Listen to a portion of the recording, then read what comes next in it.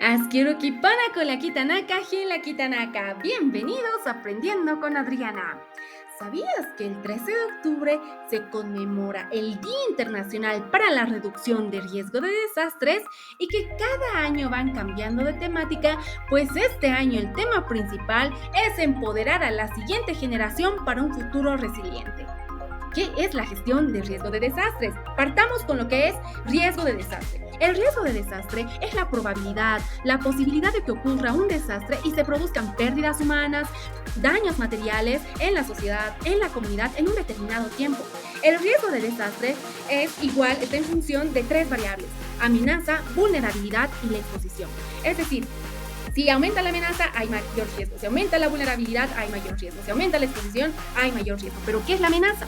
La amenaza es la probabilidad de un evento que puede ser natural, socionatural o antrópico, se suscite, ¿no? Y se produzca en un determinado tiempo y en una determinada región. Hablamos de distintos tipos de amenazas. Por ejemplo, las amenazas meteorológicas, climatológicas, hidrológicas, geológicas, biológicas, antropogénicas y tecnológicas. Por ejemplo, en la ciudad de La Paz tenemos la amenaza de los deslizamientos, ¿no? Ahí hablamos de una amenaza geológica, los movimientos sísmicos, las amenazas hidrológicas, las inundaciones, desborde de ríos, las meteorológicas o climatológicas también. Hablamos, por ejemplo, de las precipitaciones extremas, también de las sequías, además que estas amenazas han sido incrementadas con el cambio climático.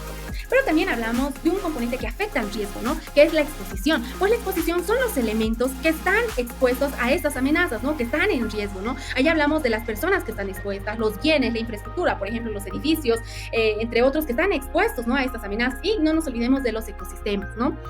También hablamos de este tema del tercer punto, que es la vulnerabilidad, ¿no? Es un componente muy importante y ahí nosotros, por ejemplo, podemos reducir la vulnerabilidad, ¿no? Ahí evitaríamos menor riesgo. ¿Pero qué es la vulnerabilidad? Por ejemplo, la vulnerabilidad son las características o las condiciones que nos hacen susceptibles, ¿no? A sufrir daños o a sufrir pérdidas ante estas amenazas, ¿no? Por ejemplo, la condición de mi casa, no puede ser que yo tenga mi casa, por ejemplo, Lollada Paceña, esté expuesta, ¿no? Estoy expuesta a los deslizamientos, a las inundaciones, a los desbordes de ríos, estoy expuesta, pero puede ser que no esté vulnerable. ¿Por qué? Porque las condiciones de mi casa, puedo tener un buen sistema de drenaje, un buen alcantarillado, puedo tener mi casa protegida, por ejemplo, que tenga materiales de construcción antisísmicos, entre otros. Entonces mi vulnerabilidad reduce. Obviamente estoy expuesta a una amenaza que son los deslizamientos, pero tengo características, ¿no?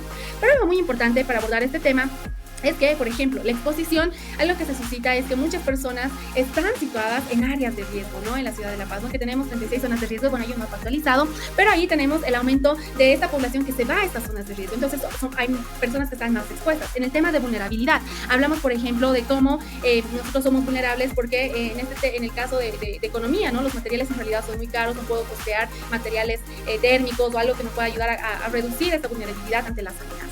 Entonces, nosotros, ¿qué es lo que necesitamos, no? Necesitamos mitigar estos impactos negativos, reducir el riesgo de desastres sobre estos eventos que se suscitan, ¿no? En toda Bolivia. Entonces, ¿cómo lo podemos lograr? Necesitamos una metodología, necesitamos algo, y ya hablamos de la gestión de riesgo de desastres, que este es un proceso sistemático para identificar, evaluar y reducir el riesgo de desastres, y tiene 4 pasos principales: la prevención, luego viene la preparación, la respuesta y la recuperación. Algo muy importante, que acá es donde deberíamos invertir. Normalmente esto se invierte más en el tema de lo que es la respuesta o la recuperación, pero ahí se gasta más. La idea es que nosotros podamos invertir más en la prevención y en la preparación. Y algo muy importante es que nosotros no podemos eliminar las amenazas. Es algo natural que sucede, ¿no? Los deslizamientos, las lluvias extremas, al menos con el cambio climático que está aumentando, se va a suscitar. Pero ¿cómo podemos evitar, reducir el riesgo de desastres? Es preparándonos, preveniendo, y ahí hablar de la exposición, por ejemplo, no localizarnos en zonas que están en riesgo, o la vulnerabilidad, ¿no? Ahí vamos a trabajar en reducir la vulnerabilidad.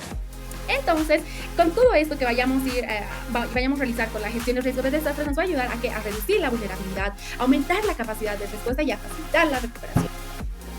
Gracias por mirar este video. Nos vemos en el siguiente episodio para aprender más sobre la reducción de riesgos de desastres y así poder empoderar a la siguiente generación.